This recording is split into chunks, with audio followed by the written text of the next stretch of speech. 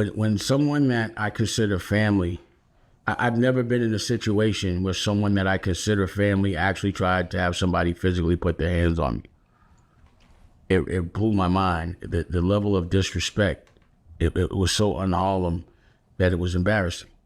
That one of the ones that I raised would actually try to have me hurt.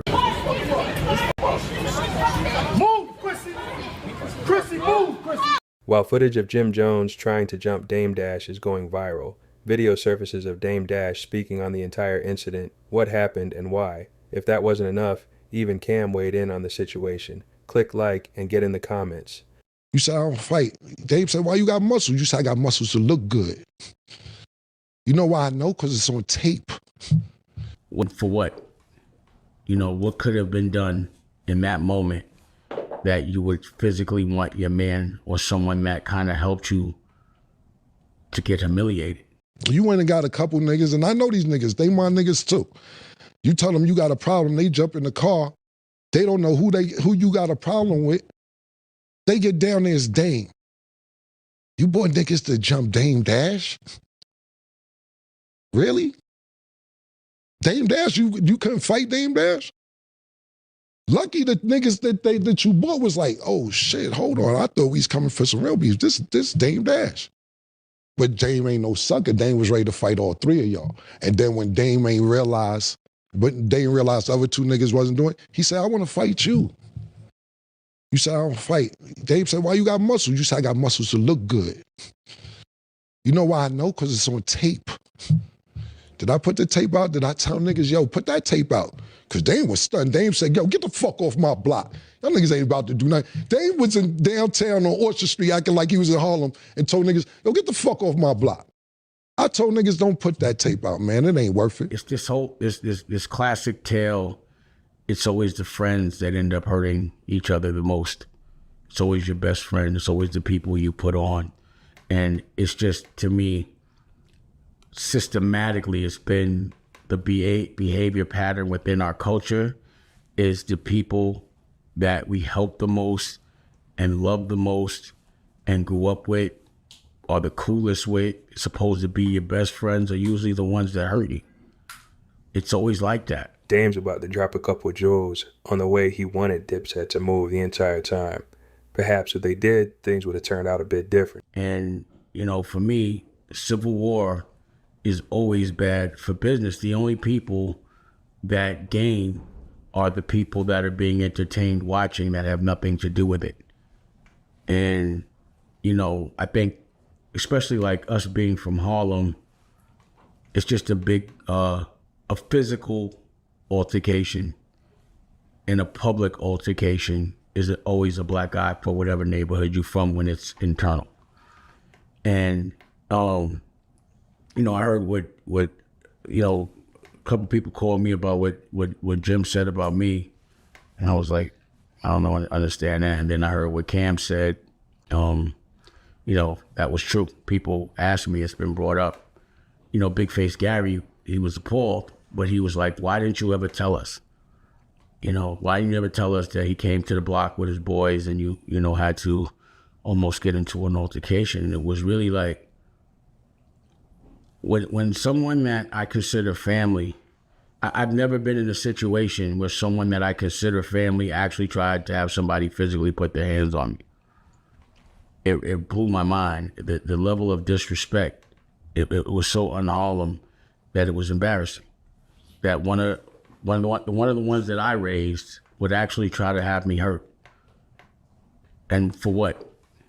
You know, what could have been done in that moment that you would physically want your man or someone that kind of helped you to get humiliated?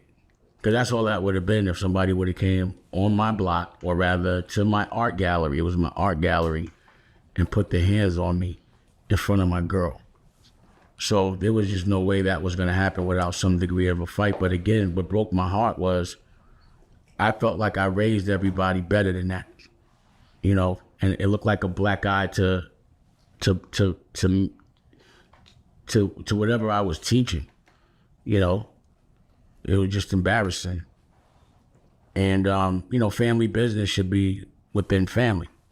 But at the end of the day, it's all just been talk. You know, we're all in our 50s, or I'm in my 50s. They must be getting ready to get in their 50s. And the violent tough thing is definitely never going to be the proper example that we want to lead by. Like, I know the younger versions of ourselves would have been laughing at us like, yo, sit y'all old asses down. When we were younger, we always laughed at everybody older that was trying to act young or doing young things. So the tough thing has been over since the 40s, probably early 30s. It was like, you're too old to me to be tough like past 30, your early 30s. It's family time. It's time to invest in your future. It's time to do things that you want your children to do.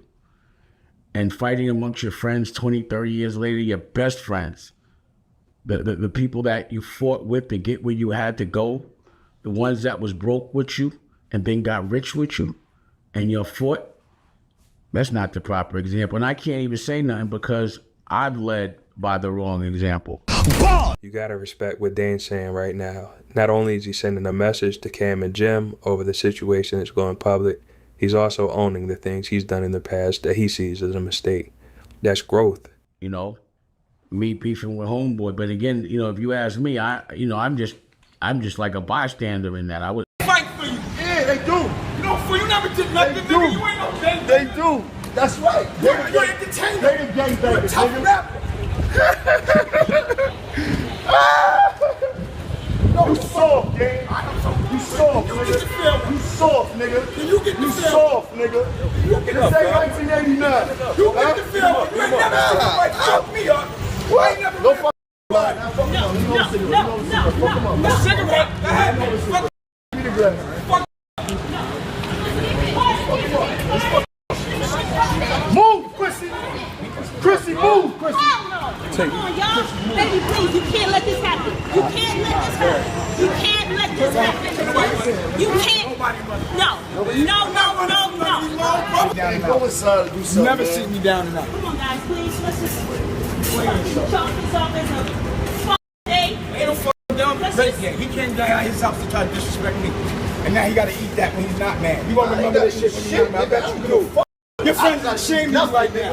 Your friends are shaming you right now. No, they're not. They telling you to go swing on your old These shit. niggas don't care about you at all, They gang. care about the way you act. They They're shaming Trust you. me, they don't care about you, see that nigga. now. They care about what I do, nigga. Remember that, nigga.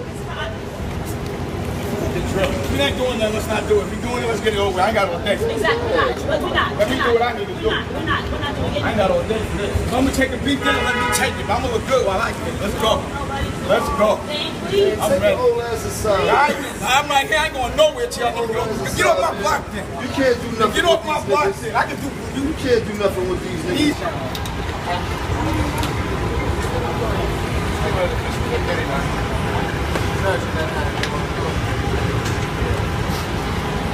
fight for you. Yeah, they do. Click like and get in the comments. I think you might like this next video that gives more of a breakdown on the internal problems between Jim Jones, Dame Dash, and Dipset.